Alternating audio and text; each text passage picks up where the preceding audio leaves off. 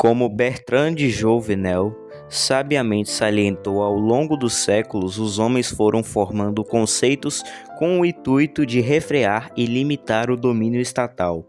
E o Estado, recorrendo aos seus aliados intelectuais, tem se mostrado capaz de transformar um a um todos estes conceitos em carimbos de legitimidade e virtude, anexando-os aos seus decretos e ações. Originalmente, na Europa Ocidental, o conceito de soberania divina afirmava que os reis podiam governar apenas de acordo com a lei divina. Os reis, entretanto, perverteram este conceito e o transformaram em um carimbo de aprovação divina para qualquer ato real. O conceito de democracia parlamentar começou como uma restrição popular ao domínio monárquico absoluto e terminou com o parlamento não apenas se tornando parte essencial do Estado, como também a manifestação da plena soberania deste, tal como Jouvenel concluiu. Muitos escritores interessados nas teorias da soberania se debruçaram sobre esses mecanismos restritivos, mas, por fim, cada uma destas teorias perdeu, mais cedo ou mais tarde, o seu propósito original e acabou por funcionar como um trampolim para o poder, provendo-lhe a ajuda poderosa de um soberano invisível, com o qual ele podia, com o passar do tempo, se identificar por completo. O mesmo aconteceu com doutrinas mais específicas, os direitos naturais do indivíduo, consagrados por John Locke e pela Carta dos Direitos, Bill of Rights. Converteram-se no estatista, direito a um emprego. O utilitarismo abandonou seus argumentos em prol da liberdade e passou a se concentrar em argumentos contra a resistência aos ataques do Estado à liberdade, etc. É certo que a mais ambiciosa tentativa de impor limites ao Estado foi a Carta dos Direitos e outras partes restritivas da Constituição Americana, na qual foram escritos limites explícitos ao governo, os quais deveriam servir como lei fundamental a ser interpretada por um sistema judicial supostamente independente dos outros ramos do governo. Todos os americanos estão cientes do processo ao longo do qual esta construção de limites presentes na Constituição foi sendo alargada de modo inexorável durante o século passado. Mas poucos foram tão perspicazes como o professor Charles Black em notar que, neste processo, o Estado transformou a própria revisão judicial, a qual, de um mecanismo limitador, passou a ser cada vez mais um instrumento que provê legitimidade ideológica às ações do governo. Pois se um decreto judicial de inconstitucionalidade é um poderoso entrave ao poder do governo, um veredicto implícito ou explícito de constitucionalidade é uma arma poderosa para promover a aceitação pública de um crescente poder governamental. O professor Black começa a sua análise indicando a necessidade crucial da legitimidade para que qualquer governo sobreviva, sendo que esta legitimidade corresponde a uma aceitação majoritária básica do governo e de suas ações. A aceitação da legitimidade torna-se um problema peculiar em um país como os Estados Unidos, em foram colocadas limitações substanciais na teoria sobre a qual o governo se baseia. O que é preciso, acrescenta Black, é um meio pelo qual o governo possa assegurar ao público que a expansão dos seus poderes é, de fato, constitucional, e isto, conclui, tem sido a principal função histórica da revisão judicial.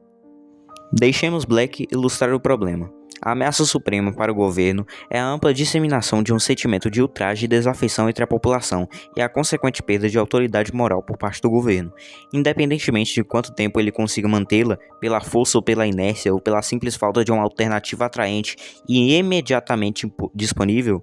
Quase todas as pessoas que vivem sobre um governo com poderes limitados serão, cedo ou tarde, sujeitados a alguma ação governamental que, em sua opinião, consideram estar além do poder do governo, ou mesmo totalmente proibida ao governo.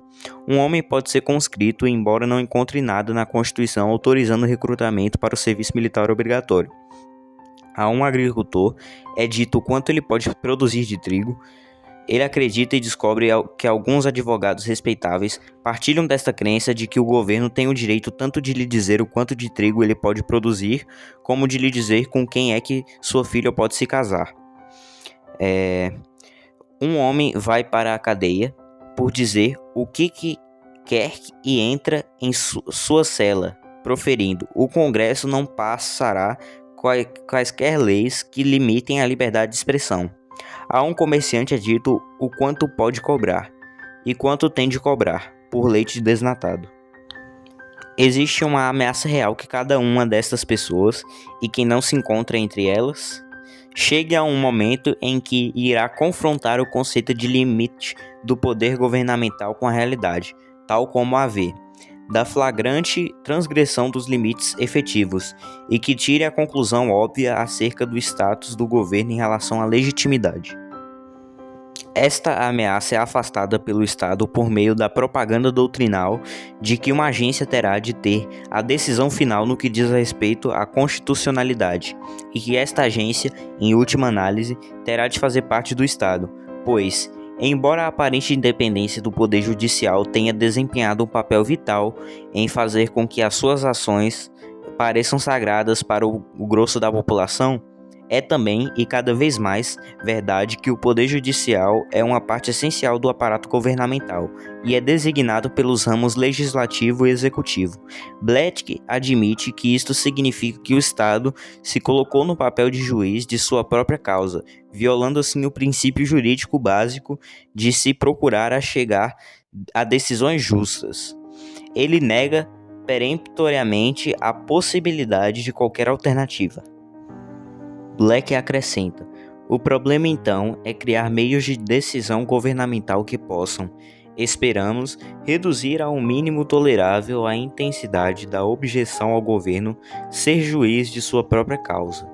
Tendo feito isto, podemos apenas ter a esperança de que esta objeção, embora ainda teoricamente sustentável, perca a força efetiva até o ponto em que o trabalho da legitimação das instituições de decisão possa ganhar aceitação. Em sua última análise, Black considera que, dado o fato de que o Estado perpetuamente julga em sua própria defesa, ele conseguir desta forma chegar a decisões justas e legítimas seria algo milagroso. Aplicando a sua tese ao famoso conflito entre a Corte Suprema e o New Deal, o professor Black repreende de forma ríspida os seus companheiros pró-New Deal pela sua falta de visão, que denunciaram a obstrução judicial. A versão padrão da história entre o New Deal e a Suprema Corte, embora de certa maneira acurada, enfatiza a questão errada, concentra-se nas dificuldades e quase se esquece do resultado que acabou por ser produzido. A consequência desta história foi que, e isto é o que eu gosto de enfatizar, após cerca de 20 meses a opor-se à Suprema Corte, sem uma única alteração na lei de sua autoria, ou sequer em seus membros, colocou o selo afirmativo de legitimidade no New Deal, chancelando uma concepção completamente nova de governo nos Estados Unidos. Desta forma, a Suprema Corte foi capaz de silenciar a grande massa de americanos que vinham demonstrando fortes objeções constitucionais ao New Deal. Claro que nem todos ficaram satisfeitos. O mito do laissez-faire constitucionalmente ordenado ainda acalenta o coração de alguns sonhadores na terra da irrealidade raivosa. Mas já não há qualquer dúvida no público, perigosa ou significativa, quanto ao poder constitucional do Congresso para lidar como lida com a economia nacional. Não havia qualquer outro meio, senão a Suprema Corte, para conceder legitimidade ao New Deal. Como Black reconhece, um dos maiores teóricos políticos que constatou, e muito antes que outros, a brecha flagrante em fazer com que um limite constitucional ao governo esteja sob o poder de interpretação final da Suprema Corte foi John C. Calhoun. Calhoun não se contentou com o milagre e prosseguiu com uma profunda análise do problema constitucional no seu trabalho intitulado Disquisition. Calhoun demonstrou a tendência inerente do Estado a ultrapassar os limites de uma Constituição. Uma Constituição escrita certamente possui muitas vantagens importantes, mas é um erro crasso supor que a mera inserção de provisões para restringir e limitar o poder do governo, sem dotar aqueles para quem as provisões são inseridas com os meios para impor o seu cumprimento, itálicos meus, será suficiente para prevenir que os partidos maiores e dominantes abusem dos seus poderes. Uma vez na posse do governo, os partidos, pela mesma natureza humana que justifica a necessidade de um governo para proteger as sociedades, serão a favor dos poderes concedidos pela Constituição e opor-se às restrições que visam limitá-los. Os partidos mais fracos ou minoritários, pelo contrário, irão tomar a posição oposta e considerá-las as restrições como essenciais para a proteção contra a atuação do partido dominante. Mas, visto não haver meios pelos quais eles possam levar o partido maior a obedecer às restrições, o único recurso que sobra será o de manter uma interpretação estrita da Constituição. A isto, o partido dominante irá opor-se com uma visão permissiva da Constituição. Será um jogo de interpretação contra interpretação, uma para contrair e a outra para alargar ao máximo o domínio do governo. Mas qual o benefício da visão rigorosa do partido minoritário face à visão permissiva do partido majoritário, quando este tem todo o poder do governo para colocar em prática a sua visão, ao passo que o primeiro se encontra privado de qualquer meio para concretizar a sua visão? Em uma disputa tão desigual, o resultado não será difícil de prever. O partido a favor das restrições será derrotado. O final da disputa será a subversão da Constituição. As restrições serão, por fim, anuladas e o governo será convertido em um governo com poderes ilimitados. Um dos poucos cientistas políticos que valorizou a análise de Calhoun foi o professor J. Allen Smith. Smith notou que a Constituição foi concebida com um sistema de pesos e contrapesos para limitar qualquer poder governamental. Contudo, foi criada uma Suprema Corte com um monopólio sobre o poder final de interpretação.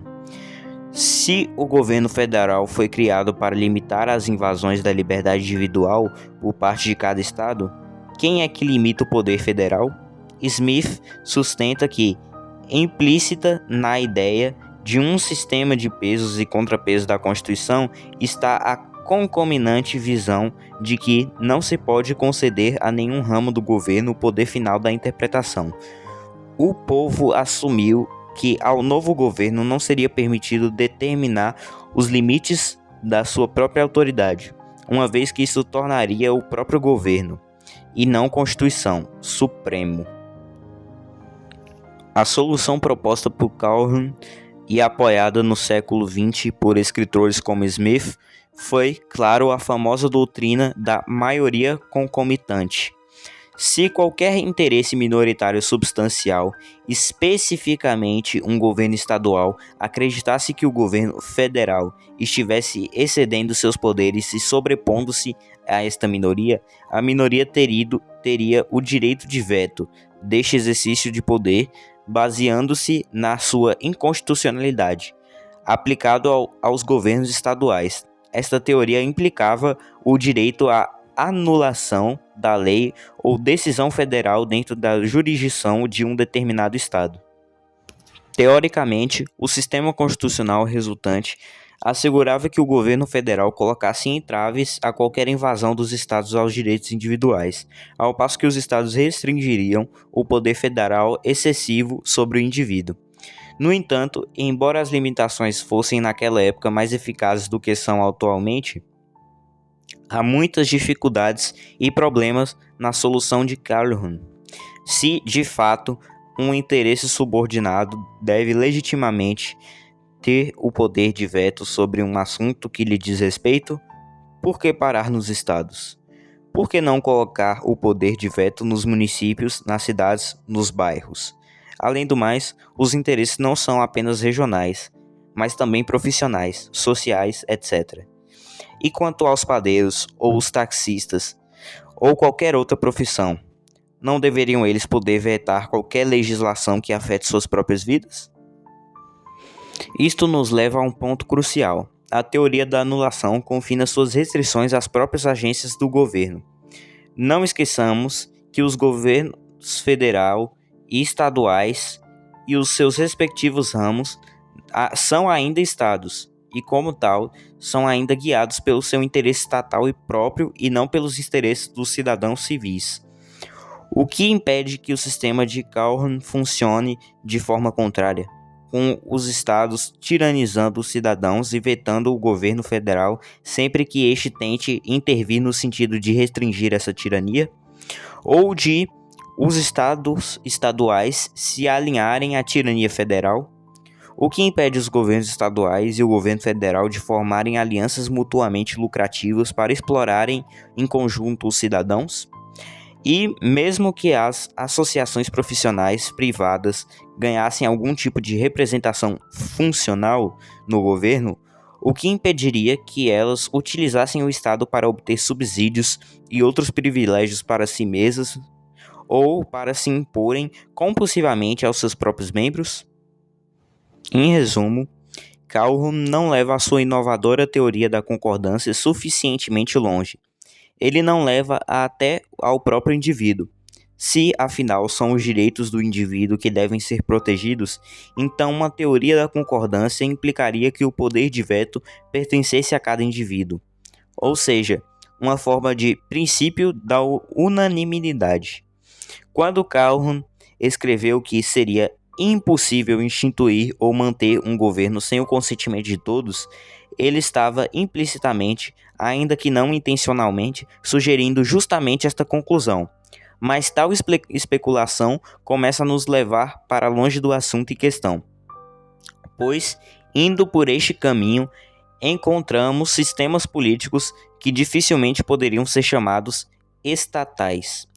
Para começar, assim como o direito de anulação de um Estado implica logicamente o seu direito à secessão, também o direito de anulação individual implicaria o direito de qualquer indivíduo a se separar do Estado sobre o qual vive.